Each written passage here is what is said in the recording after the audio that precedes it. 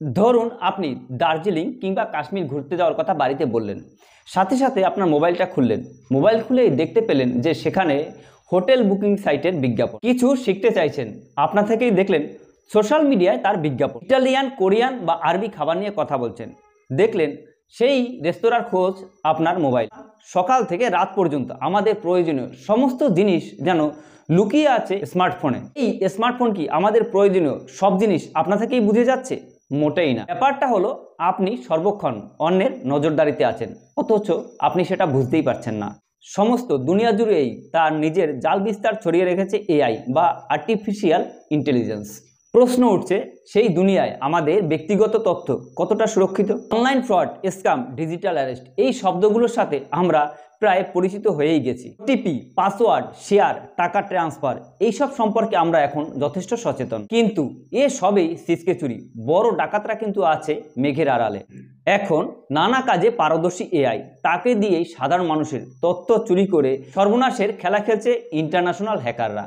ফোনে কথা বলা তো বটেই, ফোনের আশেপাশে কী সব আলোচনা হচ্ছে তাও শুনতে পাই এই এআই। এমনকি মোবাইল আশেপাশে থাকলেও আমাদের দেখতে পায়, অডিও ভিডিও সবই রেকর্ড হয়ে যায়। শুধু তাই নয়, এআই এর কাছে গচ্ছিত থাকে আমাদের খুঁটিনাটি তথ্য সবকিছু।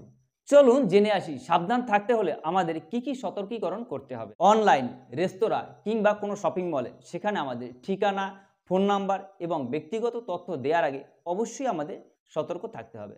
যতটা সম্ভব ওয়াশরুমে, বেডরুমে ফোন এড়িয়ে চলুন। পাবলিক ওয়াইফাই থেকে তথ্য চুরি করা সহজ, তাই বিমানবন্দর, রেলওয়ে স্টেশন কিংবা যেখানে ফ্রি ওয়াইফাই থাকে সেটা যতটা সম্ভব এড়িয়ে চলুন। প্রয়োজনে ভিপিএন মারফত লগ ইন করুন। ক্লাউড ড্রাইভারে ব্যক্তিগত তথ্য, ছবি রাখা এড়িয়ে চলুন। সমাজ মাধ্যমে একার ছবি না দিয়ে সেখানে গ্রুপ ছবি পোস্ট করুন। অনেকেই সমাজ মাধ্যমে রিল ভিডিও আপলোড করে, সেখানে গলার স্বর স্পষ্ট, সেটা কিন্তু আপনার বিপদের কারণ হতে পারে।